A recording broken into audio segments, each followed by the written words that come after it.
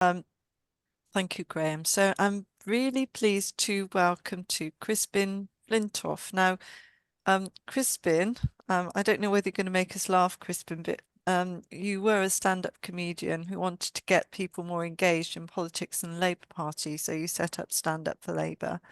And I've been one of the audience of your programme, not the Andrew Marr show, which you built up from lockdown, where lots and lots of people across the left could engage in political discussion and debate on Sunday mornings. You also did loads in the election campaign, and I know that you're working supporting left socialist candidates, including, I think, the Workers' Party, and you two being expelled from the Labour Party. And I think it's because you gave out the business address of somebody in the Labour Party and were accused of threatening and harassing behaviour. And I know you're not at all like that, Crispin. So anyway, welcome today. I'd be really interested to hear your perspective too. And thank you very much. Oh, thank you for inviting me to come on here with all these great people who've spoken before me. I don't normally speak that much, but I'm a little bit angry and a bit moved by what people have said before me. I think that I just want to go back a bit. 2015, when we got Jeremy to be the leader, was one of the greatest days of my life. I'd been apolitical. I've been very apathetic for at least 10 or 15 years. When he came up, lots of people were excited about politics. We all had this great spirit, we could change things. And that continued to 2017 when we nearly won. We were in a fantastic position. And what happened after that was there was no expansion of membership. There was no going out and trying to get 1 million members, which I was pushing for all the time.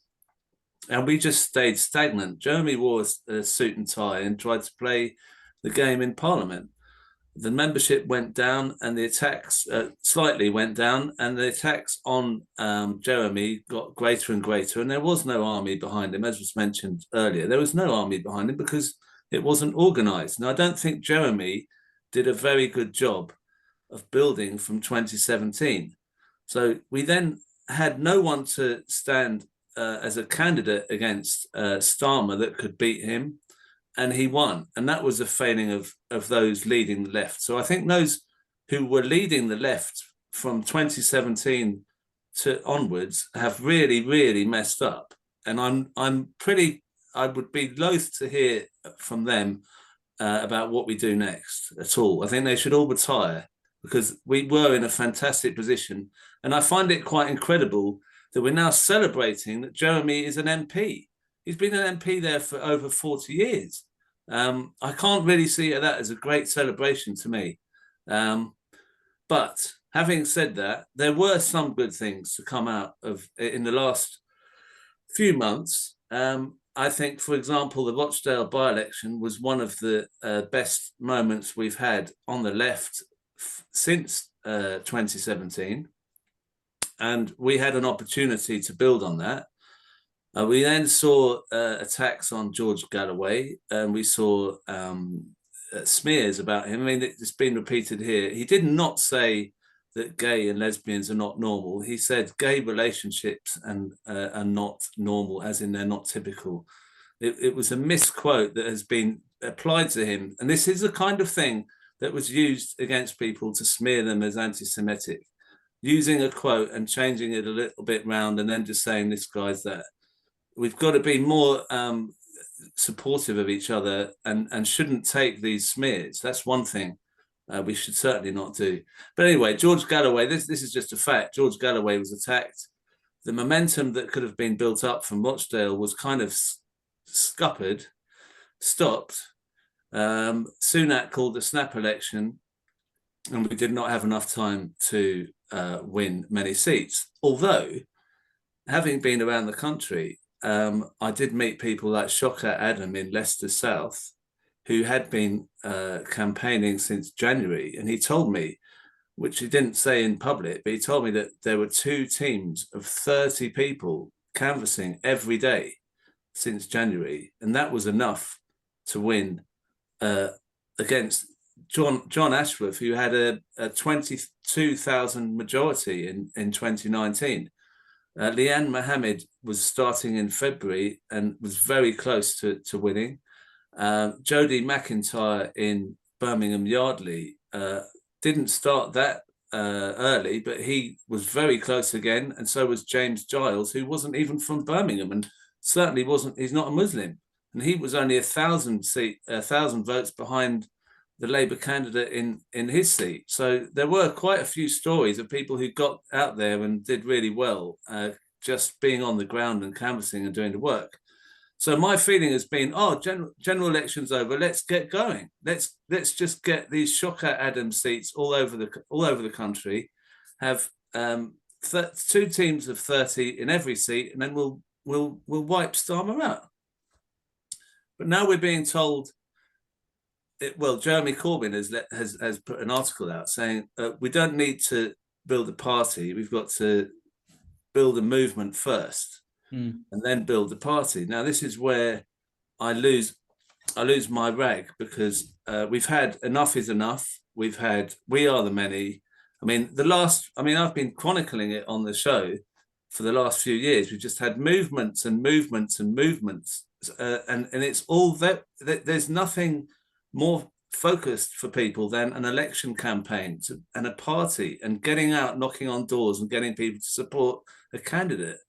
To talk about a movement and another movement and another movement is just it's almost I'm either thinking this is insane, or there's people who are trying to stop us doing anything, and I can't really work it out. And I'm quite angry because as I say, I was apathetic.